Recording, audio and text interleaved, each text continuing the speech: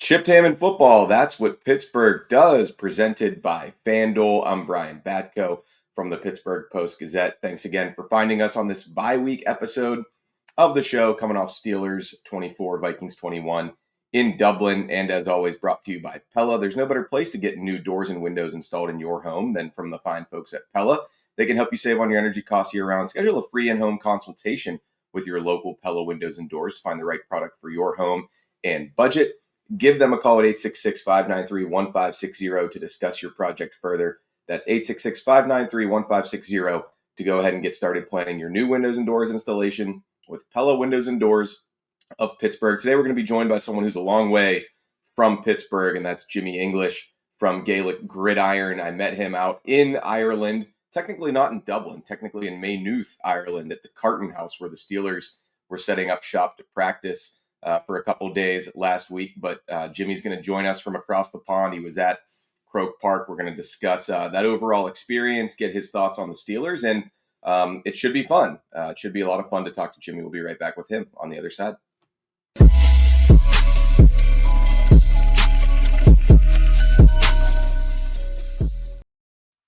All right, there he is, Jimmy English. How's it going, man? I'm good, Brian. I'm good. Good to see you again after we met in Maynooth, which seems like so long ago now, but it's only really not even a week that the Steelers were in Ireland. It all seems like it was a dream, to be honest with you. I'm still kind of processing what we all witnessed in Dublin for the past, last week. So yeah, look, excited to discuss the game, discuss the Steelers in general, and thanks for having me on. Absolutely. Thanks for joining me. And even though your name is Jimmy English, you are from Ireland, correct? It's a bit of a misnomer. Yes, I am very much Irish, as Irish as they come, despite what my surname might suggest. So I have gotten some stick for it over the years, but I take it all in my stride. I'm 100% guaranteed Irish.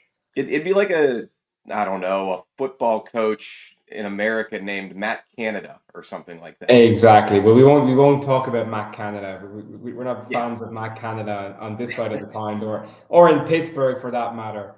Yes, they don't. They're not very fond of him, and the Steelers are a long way from that era of Pittsburgh football. And this show is chip salmon football, which that's kind of a Pittsburgh delicacy. I guess if we were recording this in Ireland, what would it be like? Bangers in football or mint cheese in football? A lot of people, Jimmy, since I've been back in the States, have been asking me how the food was over there, and I'm like, I don't know what you guys thought, but the food over there was just fine. It was good. I liked a lot of the local stuff, but also there's pretty normal Americanized food as well, from what I experienced.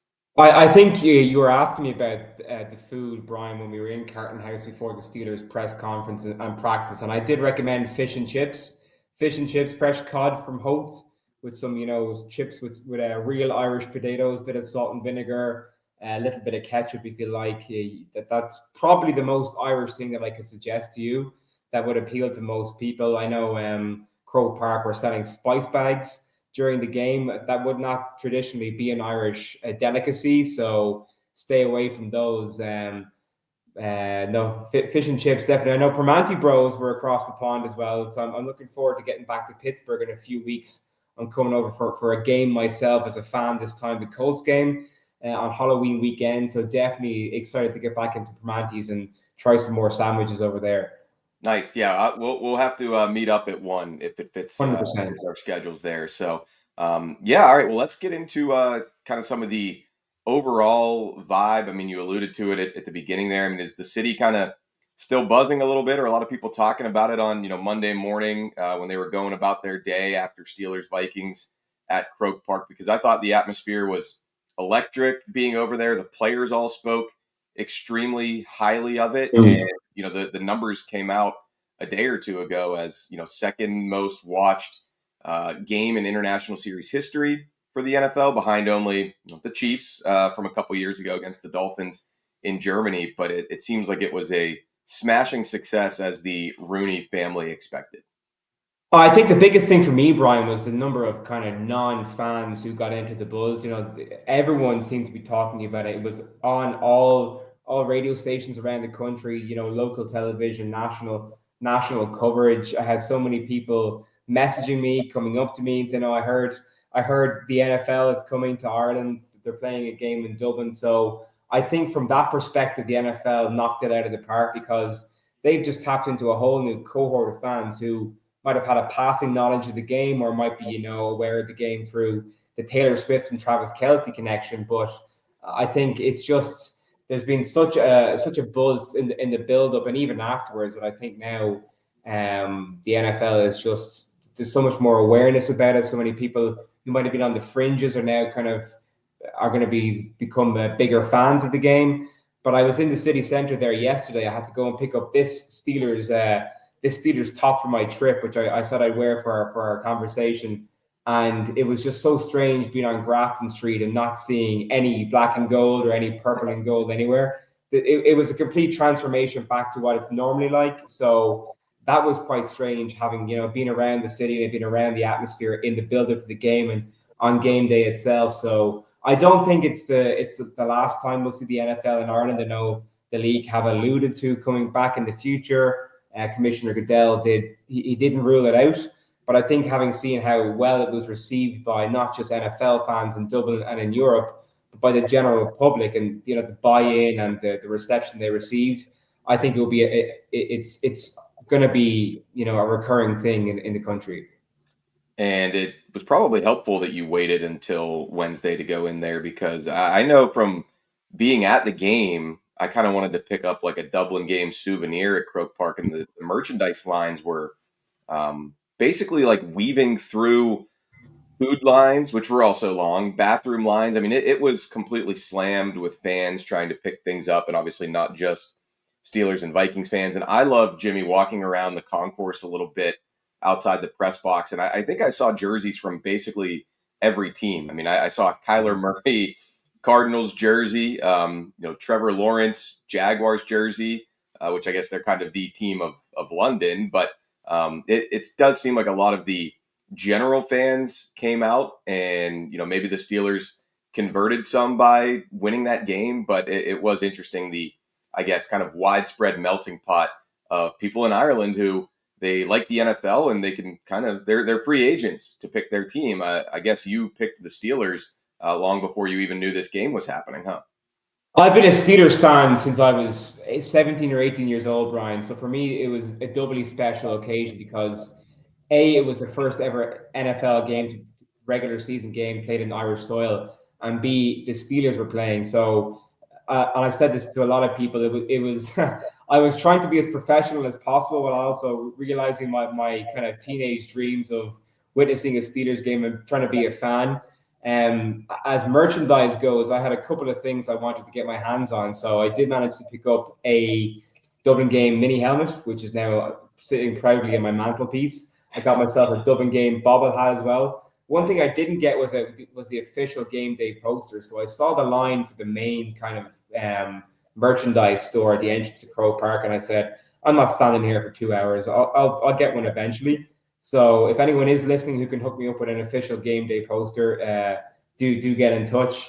And then I think the beautiful thing about the international games, Brian, is to your point about the multitude of different teams' jerseys, is that it actually brings together fans from all around Europe. It's not just about the teams that are playing; it's about the community of NFL fandom. And you see that at London games, you see it at games in Germany, wherever they're played internationally.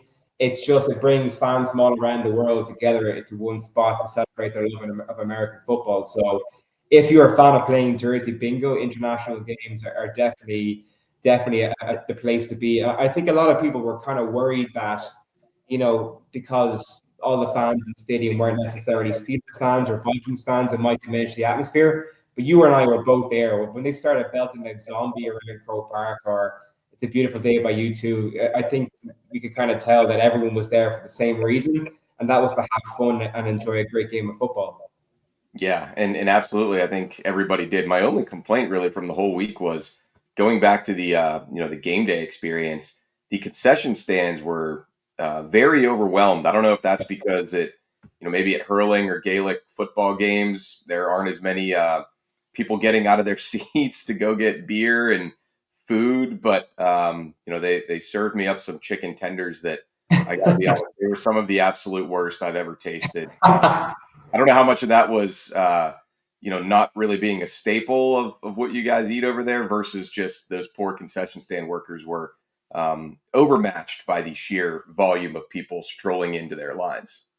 I have to agree with you there. The one kind of quibble that I do have with the entire weekend, like yourself, is I'm a man who likes to eat, and as you know, when you're working at these games, you're used to getting well fed. I got myself a burger and fries, and I think that's all I ate all day.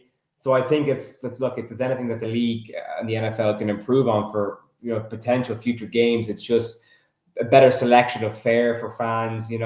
More staff, as you say. I think, but it's interesting because typically the GAA for Gaelic and hurling matches, they don't allow alcohol to be consumed in the stands.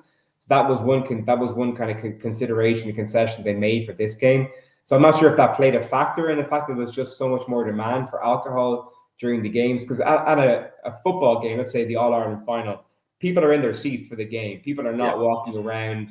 They're not drinking beer. They're not talking to their friend. They are fixed on the match because, as you know, like in the All Ireland hurling final or football final, it is the pinnacle of Irish sporting, the Irish sporting calendar. So people are there for the match, whereas at these kind of events, it's entertainment, right? There's entertainment going on. You have TVs around the stadium. You can kind of keep an eye on what's going on. So I'm not sure if that played a factor, but I think it's definitely a valid point that the league would need to consider if they are going to do it again at Croke Park.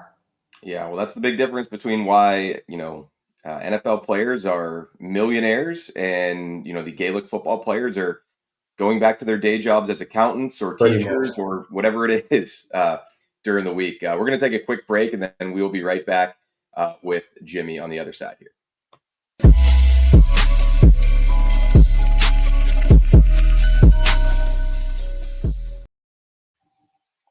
All right, you're watching Chip, Tam, and Football from the Post-Gazette. If you've been diagnosed with mesothelioma or lung cancer, call your local attorneys at Goldberg, Persky, and White. For more than 40 years, their firm has represented thousands of lung cancer and mesothelioma victims. Call 1-800-COMPLEX or visit gpwlaw.com for a free consultation. Jimmy, what was your main takeaway, whether it was from the game or the Steelers practice or even the press conferences where, like you said, I think you did keep it very professional, despite your longtime fandom of the Steelers. Was it cool sitting in there, getting a chance to ask questions to Mike Tomlin, DK Metcalf, Aaron Rodgers, and just the whole game day experience? What's your big takeaway, man? The floor is yours. I think what kind of struck me the most was the intensity and aura of Mike Tomlin. Like it's not a joke. The man has got a presence about him. He walks into the room and the room goes quiet, and you're just like hanging on every word. So that's when he walked out to do his press conference at the practice. Just even the opportunity to get to ask him a question was a really special, a special opportunity for me and a really kind of full circle moment for me, I think. And I had to hold my ground. I got my question in there. I asked him his thoughts about the expansion of the NFL internationally and what it meant to him to play in Ireland. And I think he said obviously he couldn't comment on the NFL's plans for future NFL games. With regards to Ireland, he said he was just talking about how it was such a special opportunity for him to play. It was only the second time he's played internationally, and also just to represent the Roonies in their ancestral home of Ireland was really cool for him. And I think that's a sentiment that was kind of echoed by the whole team in the build up to the game and throughout game week. And I don't think it was just lip service. You could really see that they were genuinely excited to be here. They knew how big Steeler Nation has become in Ireland, how many fans they have here, how many fans have travelled over to Croke Park for the game. And I swear there were more Yinzers in Croke Park than there were Irish people. That place was absolutely. That place may as well have been Acrisure Stadium on a Sunday afternoon in Pittsburgh because it was hopping. So for me, I think that was kind of the biggest thing with regards to actually, the best plays in the game has to be TJ's interception. I mean, that was just pure sublime. I know he's dealt with some criticism as the entire defense have this year, but they really stepped up. And the fact that he punted the ball in or tried to punt the ball into the crowd afterwards, that's something that will never leave me. I don't think is my kind of the biggest or the best memory from the weekend. I still haven't, I traveled back and, through all the, work and getting stuff ready. He didn't make it to the stands, did he? Because there's the No, he wide didn't. green Yeah, sideline. he tried. Yeah, he did his best, but I'm surprised on FanDuel here. TJ Watt is not even in the top 6 for Defensive Player of the Year. They've got Aiden Hutchinson at plus 360, I guess, as the leader right now. But if TJ keeps making plays like that, I think you'll see him shoot up that leaderboard. Jimmy, what did you think of Mike Tomlin's game management, some of the crucial decision making when it comes to those fourth down? There's one that he went for, and then of course a lot of Steelers fans and reporters like myself thought he should have taken the points. There was the other one later in the game where they opt to punt when they could have ended it. Did you feel like he handled that situation well, or are we going to hear Mike Tomlin go from being criticized by American people to being criticized by an Irish person for the first time on this show? Yeah, that was questionable, Brian. I mean, like you said, he could have put the nail in the coffin there with that field goal in the fourth quarter. Instead, you hand the ball right back to Carson Wentz, who, if not for a beautiful pass break up by Deshaun Elliott, who had a great game as well with his interception and the way he was manning the defensive backfield, and He that did an could have Irish been. jig. How would you rate He, his jig there there? was a few Irish jigs. I think Kenny Yeah, Ben did an Irish Skoranek. jig before Yeah, he scored. I think I'm going to give them a 4 out of 10 in regards, on that. I mean, they could do with some Irish dancing lessons if they are going to come over again. yeah. Um, but I Deshaun think, was terrible, so that's okay. I think he would agree with you on that. yeah, the other kind of thing that struck me was Chris Boswell's blocked field goal. Isaiah Rogers, who's been playing with his hair on fire in the past couple of weeks and would be my candidate right now for Defensive Player of the Year. I think that's the first time I've ever seen Chris Boswell have a block kick. I'm not sure if that's the statistic is right there, Yeah, but it was. it's not a first, but it happens so rarely. I meant to look that up when the last time was. It's very uncommon, especially it wasn't one of those 60 to 65 yarders where you No, have to change the trajectory. it was more of I think it was a chip shot, and of course it's not really on Boswell. That's on a. You have to give a lot of credit to Rogers for his just freak athleticism for getting around the edge and blocking that field goal, and just counter lucky stars that it was recovered by us and wasn't returned for a touchdown, because that could have been the curtains complete disaster. So I think the Steelers definitely improved on all fronts in that game. Offense obviously was a lot better. We finally saw the connection that we were expecting from Rodgers to Metcalf on that 80-yard crossing touchdown. We cleaned up a lot of things. I know we'd struggled previously to get off the field in third and fourth down. So I think that definitely improved. So I think it was a step in the right direction generally for the team. I just think there's a lot more potential there. We just need to. I mean, we're almost a quarter of the way through the regular season now, which is nuts when you think about it. So I think we need to step it up rapidly if we're going to have any shot of postseason football. Now, you stay up to watch every Steeler game, even if it's a night game, which is kicking off around what 1:20 a.m. your time. I do my best. Yeah. I do my best. The really late ones, I'll be in bed and I'll stay off social media and watch the 40-minute highlight in the morning. But most games, yeah, if it's the 1 o'clock window or the 9:25 window, I will usually stay up. So I'm not that hardcore anymore. I am getting into my mid 30s now, and I do need my sleep. But I watch whatever games I can. I guess there hasn't been a night game yet to this point, so you've been lucky. And I've if you been lucky, yeah. And if you're going to be at the Colts game, really, the only hurdles that you'll have are Bengals in a couple weeks, Thursday night football, and Steelers Packers at Acrisure Stadium. You might have to make an exception. You might have to take a midday nap for that one, Jimmy. So you can sleep. Yeah, I think I might have to. I mean, I'd love to even travel over for that if I could swing media. So we'll see. You could see me twice in Pittsburgh this year. The Colts game is going to be fun. I'm looking forward to that. I had my first Steelers home game last year. We went to the Jets game where Mhm. we were actually facing Aaron Rodgers instead of him on the team. So that was Sunday night football in Acrisure. That was something that I'll never forget as long as I live. That was just such a special experience. So excited to get back for this season for the 1 o'clock game. Give us a chance to get down to the stadium a bit earlier and just experience the atmosphere around Acrisure and around Rooney Drive and just soak it all up. So I'm excited to get back there.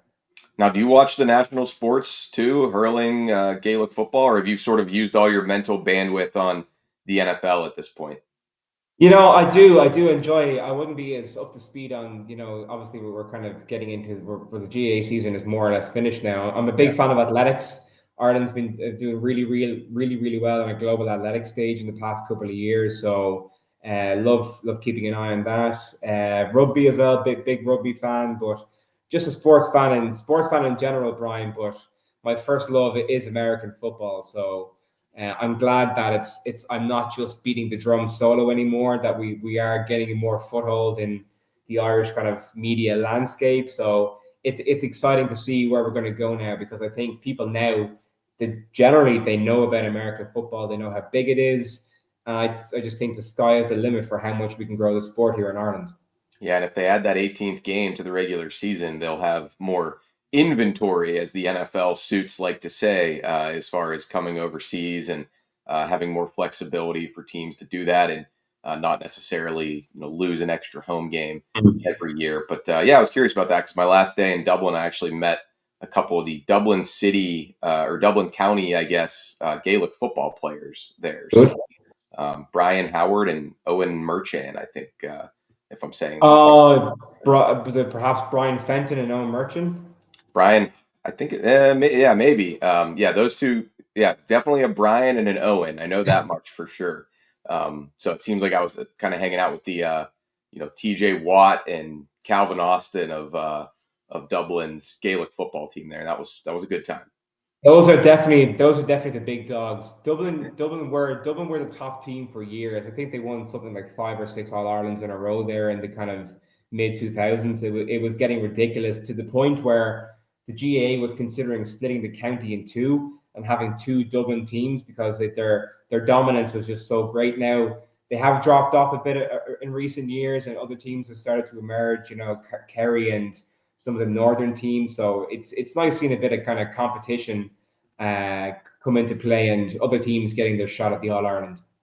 Absolutely. Well, hey, thanks so much, Jimmy. You want to tell people where they can find your work if they want to hear some more Irish Steelers analysis?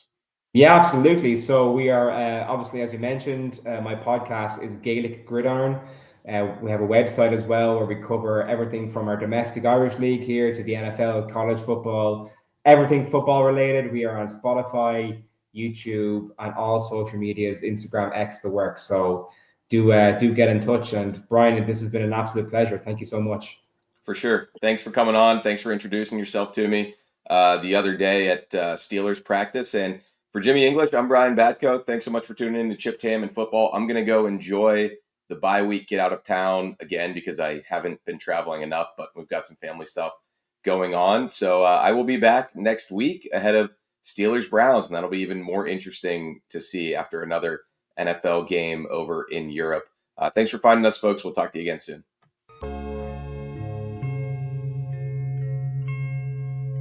Thank you for checking out this content from Post-Gazette Sports. If you watch this video on YouTube, please like the video and subscribe to our channel.